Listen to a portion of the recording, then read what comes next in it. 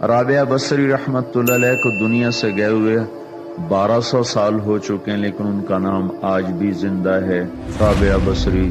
رابعہ بصری نہ کوئی شہزادی تھی، نہ کوئی ملکہ تھی، نہ کوئی وہ خوبصورت تھی، نہ کوئی خاندانی تھی، بلکہ عورت ہونے کے لحاظ سے ہر عیب اس میں تھا۔ ان کی عادت یہ تھی، وہ روزانہ عشاء کی نماز کے بعد غسل کر کے کپڑے بدل کے اپنے خامن سے پوچھتی آپ کو میری ضرورت ہے؟ اگر وہ کہتے کوئی نہیں ہے تو پھر پوچھتی مجھے اجازت ہے؟ وہ کہتے اجازت ہے تو پھر مصلی پہ کھڑی ہو جاتی اور فجر کی نماز تک مصلی پر کھڑی رہتی تھی۔ ان کا خامن جلدی فوت ہو گیا، جوانی میں ہی بیوہ ہو گئی۔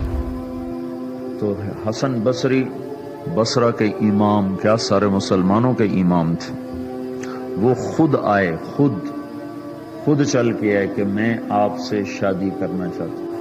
وہ کوئی شادی کا شوق نہیں تھا ان کو، وہ تو اولاد کے قابل نہیں، شکل صرف ان کی نیکی اور ان کا جو اللہ سے تعلق تھا، ان کو یہ لالچ ہوا کہ یہ میری بیوی ہو جائے تو اس کی تو فعل شاید میری بخشش ہو جائے۔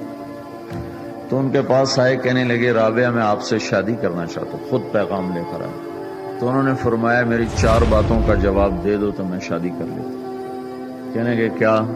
کہ یہ بتاؤ میں جنتی ہوں کہ دوزخی ہوں؟ کہنے لگے یہ تو میں کچھ نہیں کہہ سکتا۔ اچھا یہ بتاؤ جب اللہ تعالیٰ قیامت میں اعمال نامے اڑائے گا، کسی کے سیدھے ہاتھ میں آئے گا، کسی کو الٹے ہاتھ میں آئے گا، میرے سیدھے ہاتھ میں آئے گا کہ الٹے ہاتھ میں؟ کہنے لگے یہ بھی کچھ نہیں بتا سکتا۔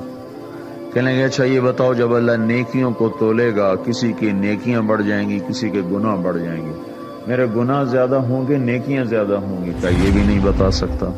کہ اچھا یہ بتاؤ جب لوگ پل صراط سے گزریں گے، کوئی پار نکل جائیں گے، کوئی نیچے گر جائیں گے، تو میں پار نکلوں گی کہ دوزخ میں گروں گی؟ کہنے لگے یہ بھی میں نہیں بتا سکتا۔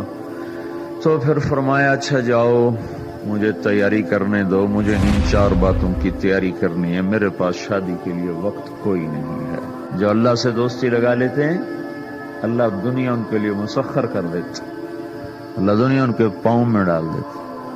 تو جب ان کا انتقال ہوا، رات کو ان کا انتقال ہوا، تو اپنی خادمہ سے کہا بس 2-4 آدمی بلا کے مجھے جلدی سے دفن کر دو، کسی کو نہ بتاؤ، صبح لوگوں کو بتا دینا،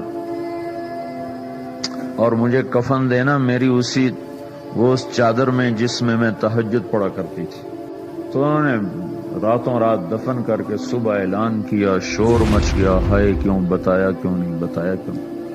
تو اگلی رات ان کی خادمہ نے ان کو خواب میں دیکھا، سبز لباس پہنا ہوا، حسن و جمال، سورج چہرے پہ چمک رہا۔ پوچھا آپ کے ساتھ کیا ہوا؟ کہا میرے اللہ نے میرے ساتھ بہت عمدہ معاملہ کیا۔ کہا آپ کی وہ چادر کہاں گئی جس میں آپ کو کفن دیا تھا؟